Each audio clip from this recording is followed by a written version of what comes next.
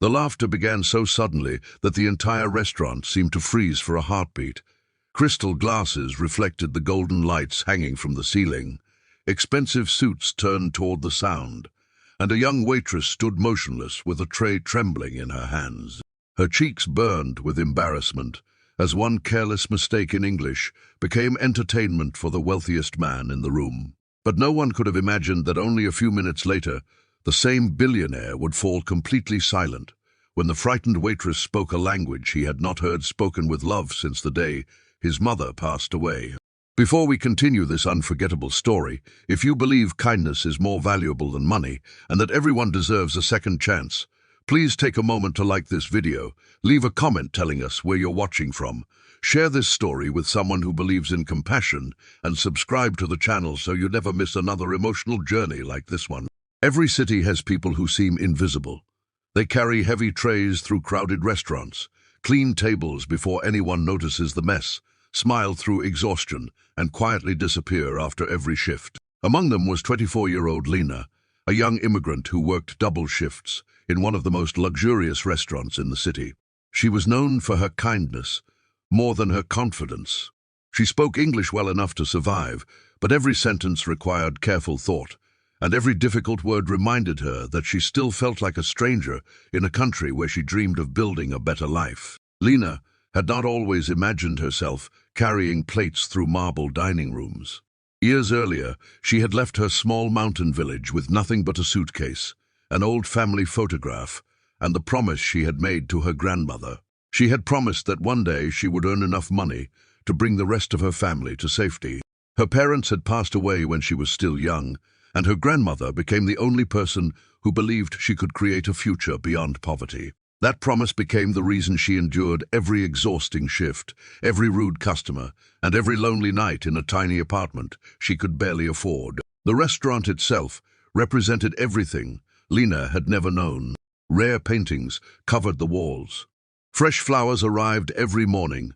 Soft music floated through the air while million-dollar business deals quietly unfolded over expensive dinners. Wealth surrounded her every day, but it never truly belonged to her.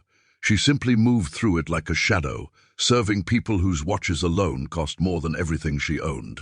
One rainy evening, the restaurant manager gathered the staff with unusual urgency. A famous billionaire would be arriving for an important meeting with international investors. Everyone knew his name. Adrian Volkov had built a global technology empire from almost nothing.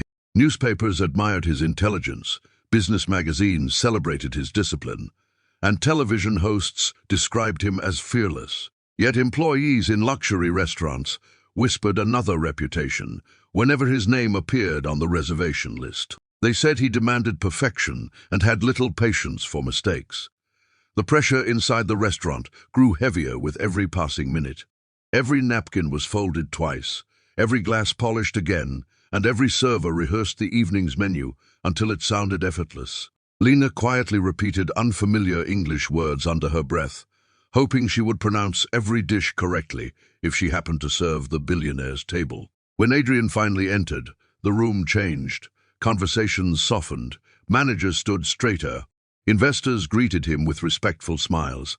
He carried himself with the confidence of someone accustomed to commanding every room he entered. Expensive success seemed to follow him like an invisible crown. Yet there was something unexpectedly lonely in his eyes that almost no one noticed. Lena was assigned to his table after another waitress suddenly became ill. Fear settled inside her stomach, but refusing was not an option. She carefully approached with the menu, determined to remain calm despite the trembling in her hands. Everything went well during the first few minutes. Water was poured perfectly. Orders were taken without incident. Then one investor requested a rare imported dessert whose name Lena had practiced only once. Nervousness tangled her pronunciation. One misplaced syllable transformed the elegant French name into something completely different. A few guests exchanged amused smiles. Then Adrian laughed. It was not loud enough to echo through the restaurant, yet it carried enough confidence that others joined him almost instantly. The table burst into quiet laughter, while Lena stood frozen, realizing exactly what had happened. Her face turned pale as she apologized with a shaking voice. But the embarrassment only seemed to encourage more smiles from the guests. To them, it was a harmless moment. To Lena, it reopened years of insecurity she had spent desperately trying to overcome. She remembered children laughing at her accent during language classes. She remembered job interviews ending politely the moment employers heard her struggle with complicated words. She remembered nights crying alone because she feared she would never truly belong anywhere. The restaurant suddenly felt much smaller. She lowered her eyes, corrected the pronunciation as carefully as she could, and prepared to walk away before anyone noticed the tears gathering in her eyes. As she reached the edge of the table, she noticed something unusual. Adrian had removed an old silver pocket watch from his jacket. It looked strangely out of place among his modern designer accessories. While everyone continued discussing investments, he quietly opened the watch and stared inside for a brief second. Lena caught only a tiny glimpse. There was a faded photograph of an elderly woman smiling gently. Something about that smile reminded Lena of her own grandmother. Hours passed as the dinner continued. Despite her embarrassment, Lena continued serving every course with patience and professionalism. Not once did she allow anger to replace kindness. Even those who had laughed received the same respectful service as every other guest. Near the end of the evening, Adrian accidentally dropped the old pocket watch beneath the table without realizing it. While clearing empty plates, Lena spotted the watch near one of the chair legs. She picked it up carefully. As she opened it to confirm its owner, she noticed delicate handwriting beneath the photograph. The words were not written in English.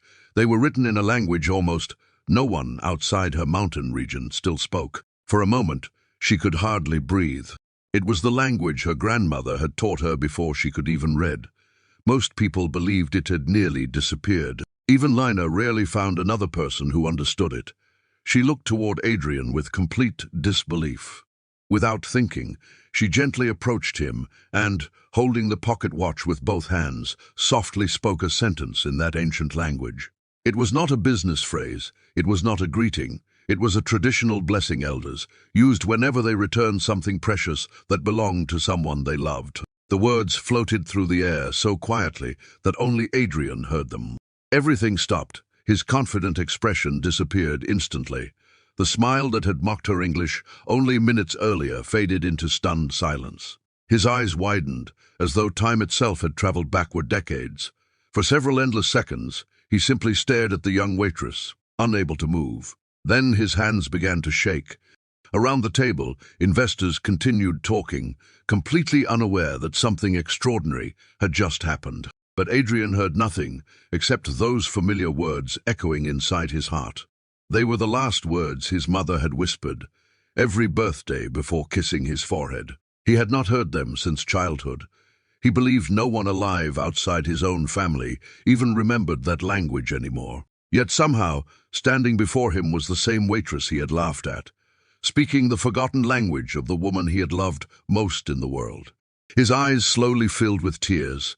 For the first time in many years, the billionaire who intimidated boardrooms across continents looked less like a powerful businessman and more like a little boy who suddenly remembered home. To be continued in Part 2.